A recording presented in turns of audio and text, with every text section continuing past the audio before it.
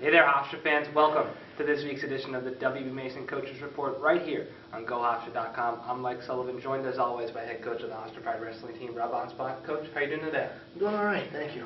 First show, Coach, since the Midland Championships, of course, last week in December. So can you just recap a little bit what you saw from your team? Yeah, we went out to Midlands. I thought the guys wrestled well. We went out with minus probably 3 starters.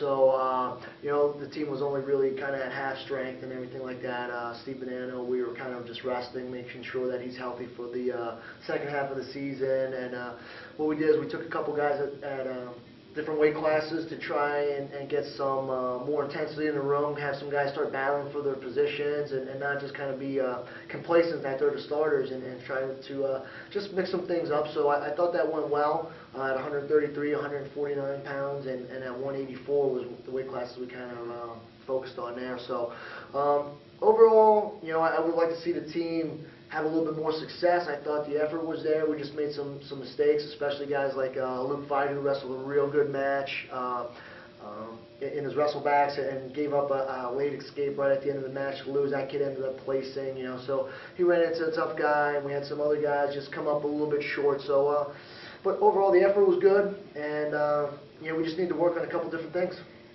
Right now you're in the middle of about a 2-week layoff from the Midlands. Now your next dual meet in conference play against Ryder. So what have you done as a coaching staff to utilize this time to get back on the mats, maybe in the weight room, and prepare yourself for CA play?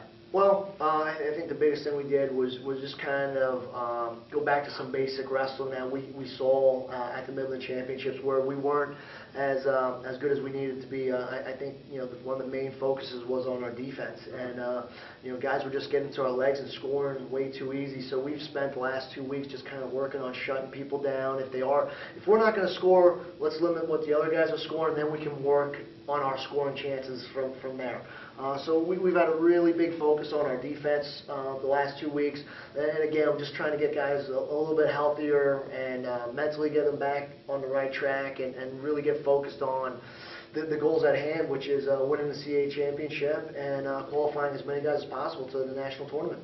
You bring up that CA championship a week from tomorrow, your second CA dual meet against Ryder. Can you provide a little bit of a scouting report how you think your team will match up against Ryder? Yeah, we watched Ryder out at the Midland Championships. When you look at the matchup on paper, it's 5 matches to 5. We're favored in 5. They're favored in 5. So we're looking for our guys to step up. We need a guy that's not supposed to win to pull off a win. So from 57, 65, 74, 84, 97, we need somebody there to win one of those matches. This is we see Ryder a lot. Obviously, we see all our conference teams a lot. So that's the same faces, year in and year out, who they are and where they are.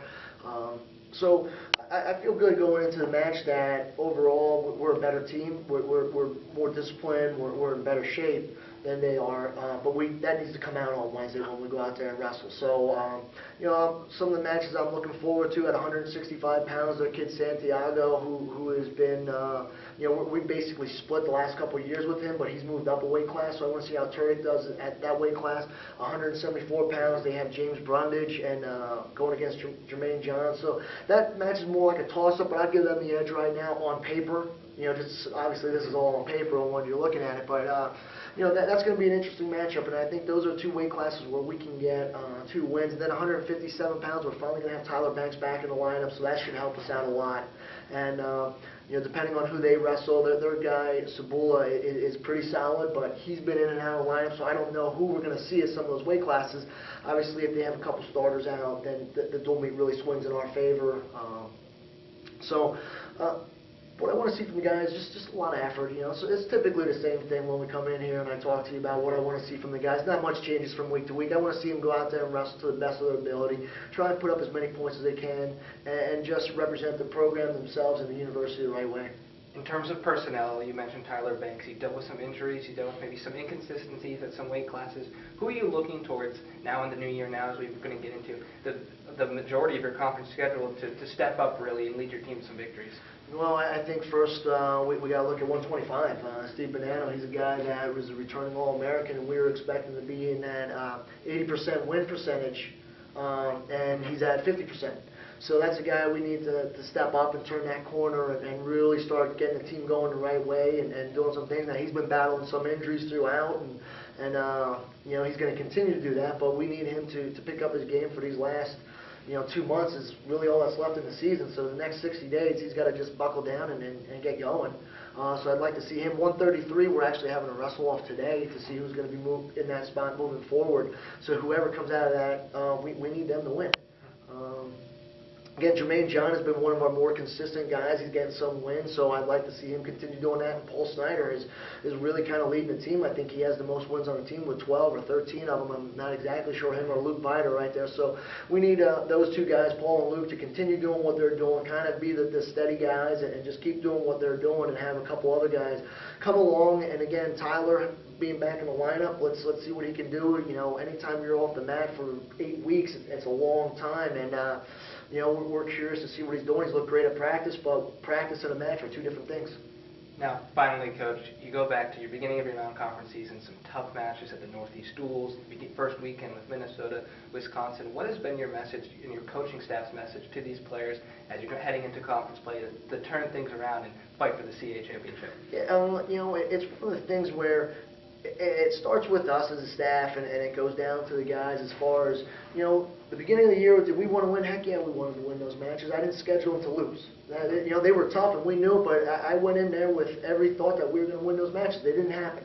So that from the coaching staff, we have to stay positive that, hey, we can still do the things that we want to do. What is it that we can still accomplish for this season? And we can still end up with a good season. We can end up with another CAA championship, and we can end up with some All-Americans and have a pretty high placing at the national tournament. So the season's not over by any stretch of the imagination. We are now battle-tested. We know the top guys in the country, and we've wrestled them all. We've gone in there, and what we need to do is we need to learn from those things. We need to prepare to win those matches. What we're going into now is our conference schedule, which is by no means easy, but it is not the same competition. It's not the #1 team in the country. It's not the #4 team in the country. So we need to prepare like we're wrestling those teams, even though they're not to that caliber, and go out there with the same mentality and trying to dominate these matches. And you know, the hope was that we got challenged in the first semester. We had some time here, now 2 weeks, to kind of get our head out of the clear and start moving forward here and start this year off, the new year, with some positive notes, and start off with on Wednesday night against Ryder, and then continue that into the CAA duels and kind of get on a roll moving through that point. The Hofstra Pride wrestling team returns to the mats a week from today against Ryder. For head coach Rob Anspach, I'm Mike Sullivan. Thank you for tuning in to the W. Mason Coaches Report.